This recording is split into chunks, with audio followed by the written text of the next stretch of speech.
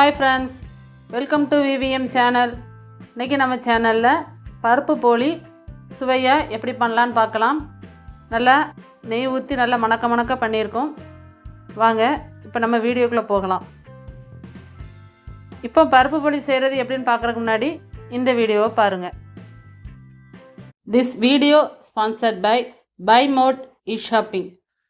ஆன்லைனில் பர்ச்சேஸ் பண்ண விருப்பம் உள்ளவங்க பை மோட்டை யூஸ் பண்ணியும் பர்ச்சேஸ் பண்ணலாம். பொருள்கள் தரமாக கிடைக்கி நல்ல விலை குறைவாகவும் இருக்குது. இதற்கான லிங்கு டிஸ்கிரிப்ஷனில் கொடுத்துருக்கேன், செக் பண்ணிக்கோங்க. பருப்பு போலி பண்ணுறதுக்கு ஒரு பாத்திரத்தில் 1.5 கப் மைதா மாவு எடுத்திருக்கேன். இன்றைக்கி கம்மியான குவான்டிட்டியில் தான் செய்ய போகிறோம்.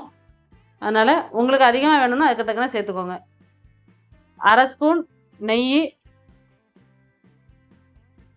கொஞ்சமாக தேவைக்கேற்ப உப்பு, ஒரு 1/4 டீஸ்பூன் மஞ்சள் தூள்.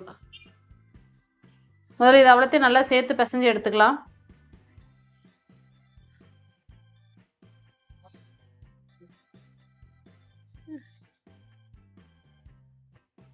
கொஞ்சமாக தண்ணி விட்டு கொஞ்சம் கொஞ்சமாக பிசைஞ்சு எடுத்துக்க போகிறோம்.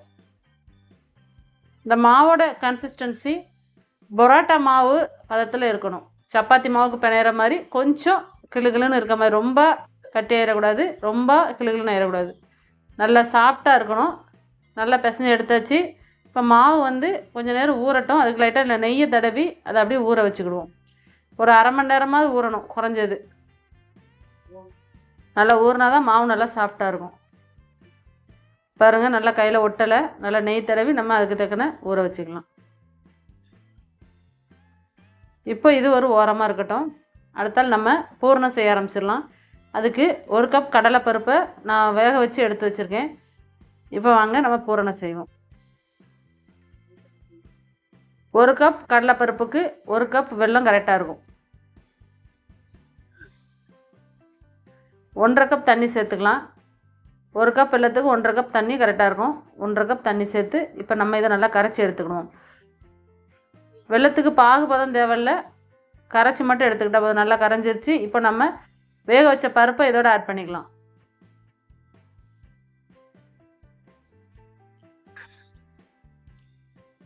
நல்லா கலந்து விட்டுக்கலாம். இப்போ பாருங்க, அந்த கொஞ்சம் கொஞ்சம் அந்த பருப்பு தெரியுது. ஏன்னா அப்போ தான் நம்ம சாப்பிடும்போது நல்லாயிருக்கும். ஃபுல்லாக மசிச்சிட்டோம்னா நல்லா இருக்காது. அதனால் ஒத்த பருப்பு மட்டும் தெரிகிற மாதிரி வச்சுருக்கேன். கொஞ்சமாக ஏலக்காய் தூள் போட்டுக்கோங்க வாசனைக்காக. இப்போ இதை நல்லா கொதிக்க வச்சு நல்லா இது வத்துற அளவுக்கு நம்ம வேக வச்சு எடுத்துக்க போகிறோம். இப்போ பாருங்க, நல்லா கொதிச்சு வந்துருச்சு. நமக்கு அந்த தண்ணியெல்லாம் வற்றி கொஞ்சம் கிளுகிளுன்னு வந்திருக்கு.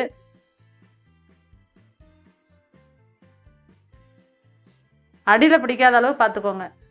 இப்போ இந்த ஸ்டேஜில் நம்ம கொஞ்சமாக நெய் சேர்த்துக்க போகிறோம். இதில் ஒரு அரை டீஸ்பூன் தான் நெய் சேர்த்துருக்கோம். நெய் ரொம்ப தேவைப்படாது. இப்போ நல்லா வெந்து கட்டி ஆயிடுச்சு.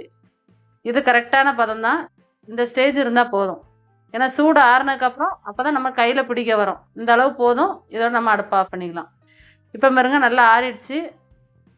பார்த்தீங்களா, நல்லா உருண்டை பிடிக்க வருதா? நல்லா ஆறிடுனா நல்லா உருண்டை பிடிக்க வரும்.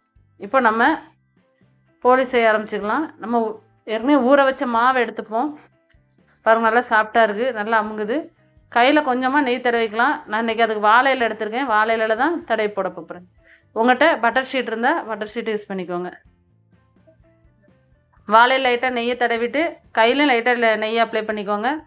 நம்ம கொஞ்சம் கொஞ்சமாக உருண்டையாக எடுத்து இதில் வச்சு நம்ம தட்டி எடுத்துக்கலாம். லைட்டாக கையை வச்சு தட்டினா போதும்.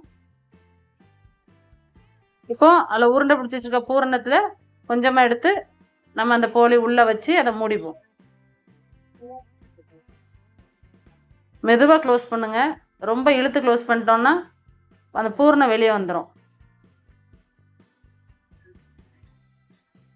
நல்லா க்ளோஸ் பண்ணிக்கோங்க. இப்போ அப்படியே வாழை இலையில் வச்சு நம்ம கையை வச்சு மெதுவாக தட்டுவோம். கொஞ்சம் கொஞ்சமாக அந்த ஓரத்தில் மெதுவாக லைட்டாக விரித்து விட்டால் போதும். ரொம்ப அமுக்கி விரிச்சிடாதீங்க, அப்புறம் பூரணம் வெளியே வந்துடும். லைட்டாக கையை வச்சு தட்டி விடணும். எங்கேயுமே திக்காக எல்லாம் பார்த்துக்கோங்க. மாவு நல்லா மெல்லிஸாக இருக்கணும். இப்போ கல்லை சூட் பண்ணிட்டோம். அதில் கொஞ்சமாக நெய் சேர்த்து நம்ம போலியை வேக வச்சுக்கலாம். நல்லா சுற்றி வர நெய் ஊற்றிக்கோங்க.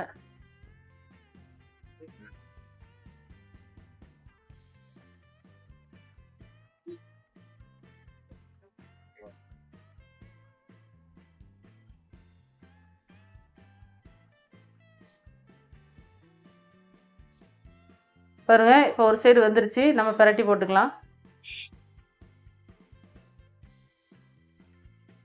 2 சைடும் நல்லா திருப்பி போட்டு நல்லா 2 பக்கமும் நல்லா வேகிற மாதிரி நல்லா வச்சுக்கிடுவோம்.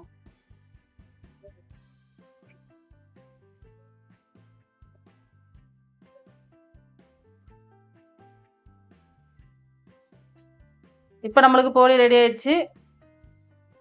இப்போ நம்ம எடுத்துடலாம். இதே மாதிரி மீதி இருக்க எல்லா போலியும் நம்ம போட்டு எடுத்துப்போம். இங்கே பாருங்க, அடுத்த போலி ரெடி ஆயிடுச்சு. எனக்கு மொத்தம் 5 போலி வந்தது. நீங்களும் இதே மாதிரி ட்ரை பண்ணி பாருங்கள். இந்த வீடியோ பிடிச்சிருந்தா விவிஎம் சேனலுக்கு சப்ஸ்கிரைப் பண்ணிக்கோங்க. Thank you friends.